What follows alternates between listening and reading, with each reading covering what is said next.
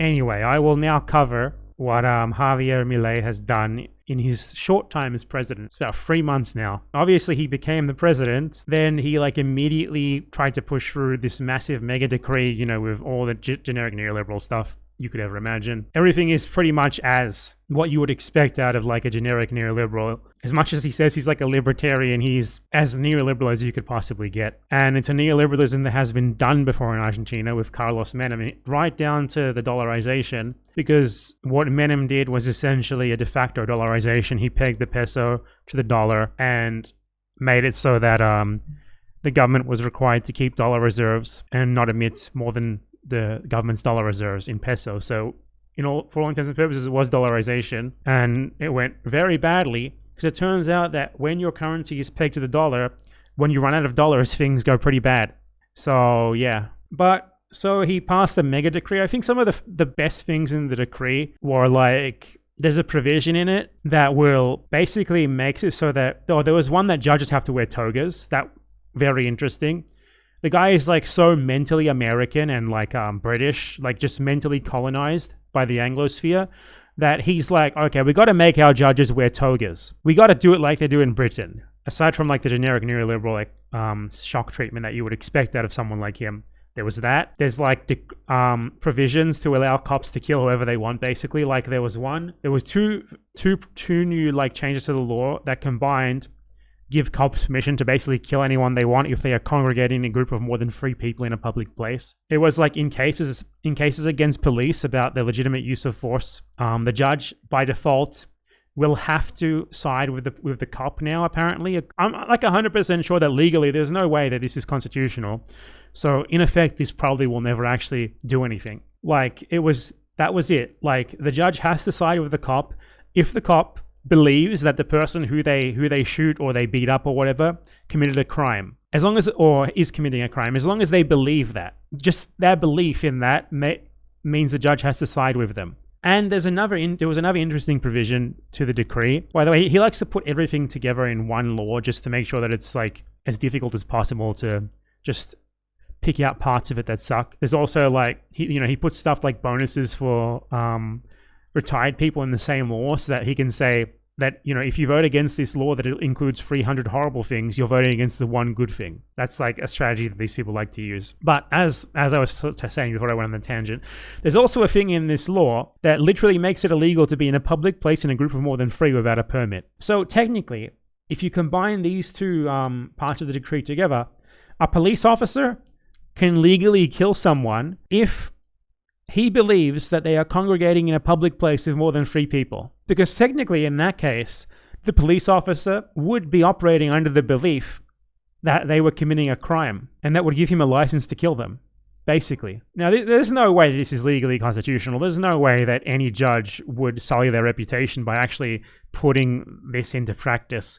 But it's just the sort of example of the insane shit that this guy is trying to get through. There's also stuff massive anti-protests, legislation, basically laws against cutting the street. He's trying to charge people and organizations that cut streets to protest for the cost of the police operation, which is also obviously unconstitutional and will never actually hold up in court. But the reason why he's doing it is just to put in a show for his followers. And what the police have started doing with his new sort of anti-protest law that they have is when there's a protest, the police themselves block the street and try to cordon off the people who are protesting onto the sidewalk. So they're technically not blocking the street. The protesters technically aren't blocking the street, but the police are blocking it.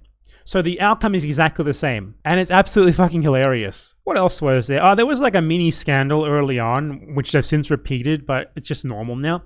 Where he likes to make a show of traveling economy class on airplanes like a normal citizen or whatever. And he tries to say that he's paid for it himself. But in his very first trip, he took a trip from Buenos Aires to Mar del Plata in a plane, which is a very short plane. It's not exactly a long plane trip, but he took a trip there on plane, and then they posted the receipt to be he went there to watch his girlfriend perform. So it wasn't even for an official government function or anything. And they posted the receipt on Twitter, but the receipt was billed to a wholesaler that only deals with the Argentine state. So obviously the Argentine state paid for the trip, which I mean is fine. It's normal that when you're the president, the state pays for all your travel no matter what. But the thing that makes it not fine is that he was trying to claim that he paid for it himself when he fucking obviously didn't. They're also currently treating what they're calling here the omnibus law, which is like one single law. Basically the things that he can't pass by decree is trying to pass through the Congress and the Senate.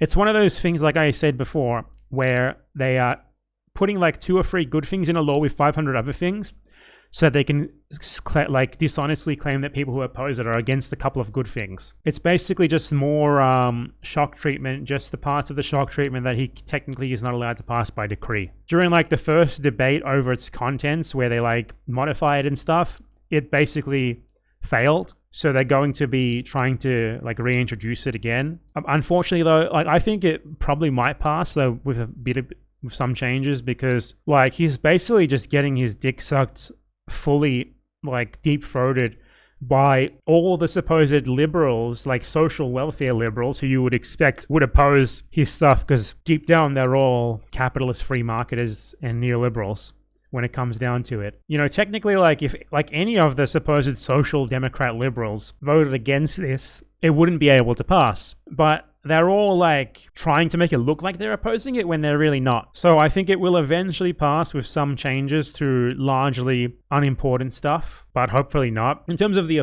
actual effect, he also went to Israel, by the way. He went to Israel during a genocide to affirm his commitment to the Israeli government during a genocide. What an awesome fucking guy, right? In terms of the actual effect of him so far, literally immediately upon assuming, one of the worst things that he did was lower the value of the peso, the official rate of the peso, by more than half. So basically if you live in Argentina, you work in Argentina, you earn money in pesos, like literally 99.9% of the people in this country probably. When that happens, suddenly your salary and your savings are worth half, because most like goods of like the most important necessity, like, you know, food and stuff like that, the price for them is specified basically before it's dollarized. So fluctuates with the value of the peso, the official value of the peso, more than it does with the unofficial rate of the peso. One of the only good things that the previous government did, which was a fucking shit government, is that they managed to maintain the value of salaries in line with the inflation for basic necessities like food and stuff. Not so much with inflation for something like a technology piece that is a much more dollarized price, like a phone, for example. But when it comes to inflation for like everyday goods, your salary, the average salary bought you the same, you know, in like November 2023 as it did back at the end of 2019. Now what's happened with Milei is this trend has stopped. Now inflation is outpacing salary growth. Like, a lot of people in Argentina don't understand what inflation is, by the way. They think that inflation is when the peso buys fewer dollars. That's what they think inflation is, but it's not what inflation is. Inflation is just when the price of goods go up. That can mean that the price of the dollar change, the price of the peso change.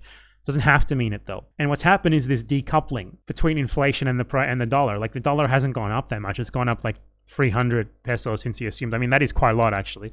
But my point is that inflation is now rising irrespectively of the price of the dollar, whereas previously it was largely in line with it. So now your salary is going down and prices are going up, and this hasn't happened for like the last 4 years or so. The only good thing that the previous government did was that.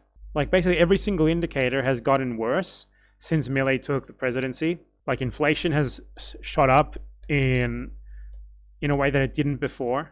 Milei's narrative to defend himself from this is that, like, well, whatever inflation happens now isn't my fault. It's the fault of the government that came before, because technically, according to him, the things that you do, like 2 years ago, affect inflation 2 years later. So his narrative is that whatever's happening now to affect inflation has nothing to do with him. It only has everything to do with everyone else, those who came before him. So if you look at this graph though, this graph right here, you can see previously the worst inflation for in 1 month was 12.8, and then suddenly in December he takes the presidency, he devalues people's salaries by more than half, and the inflation is literally doubled in December. Now, there's only one thing that changed in December, and it's that Milei became president, obviously. And then in January, this trend continued. This trend of this much higher inflation than under the previous government. 20.6%.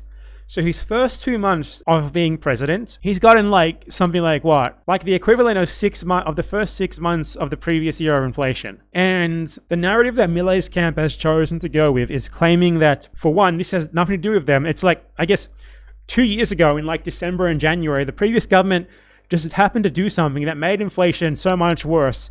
All of a sudden, 2 years later, nothing to do with him taking the presidency. They've also been like, they made a fake poll. They literally made a fake poll. I'm pretty sure like they have like paid tweeters who post this fake shit. So this is an example of like the sort of idiotic propaganda that they engage in. This account posted like saying a consultancy firm had forecast that if the other guy had won the election, inflation would have been 40% in December and then 50% in January. But thanks to Milei, it was only 25% and then 20%. So this is like their way of trying to frame their massively much higher inflation than what it was with the previous government is actually good. And then there was a response from the actual consultancy firm that supposedly made this graphic saying that this image is false. The graph and the projection don't correspond to us. Milei retweeted this, by the way. He retweeted this post. They never deleted it. They literally just make shit up to try and convince people that like the inflation suddenly more than doubling is actually a good thing. So it's like, first, it's two contradictory claims as well. First, they try to claim that inflation now is only related to what was done 2 years ago. And then they try to take credit for it with this, like, inflation apparently being better than it was forecast. You know, those are kind of two incompatible positions, aren't they? Yeah, so it's what you would expect from a neoliberal government, basically. That they're making shit up, just passing the shit that's been tried a million times before that everyone knows what it does. It harms the poor to benefit the rich, harms normal people to benefit the rich. And obviously they have to manufacture consent for this in some way. And this is their way of doing it, by just plain lying. And, trying to convince people that by some miracle, what happens to be the best for the rich is also the best for you. Oh, he hid replies too. I didn't even notice he hid reply. He hid a reply. He hit a reply with 10,000 likes. Wow, these people are fucking shameless. He hit a reply with 10,000 likes. This is hidden replies, showing that consultancy firm outright saying that it was fake. Incredible. But this is how neoliberalism works. This is what Milei is. Libertarian, blah, blah, blah. He's just a generic fucking neoliberal in the service of the rich, trying to hurt poor people to make rich people richer, as they always do. And somehow a sizable portion of the Argentine electorate were dumb enough to fall for it for the second time in about 40 years. I guess they've forgotten what it was like the last time, which resulted in the worst crisis in the country's history, and which Milei's government might actually surpass. So yeah, that's basically it for now. So far, like there was a general strike like a month ago. There's going to be another general strike soon. We'll see what happens. I think that things are going to keep progressively getting worse and worse, to the point where people will probably just take to the streets, because things are certainly not good.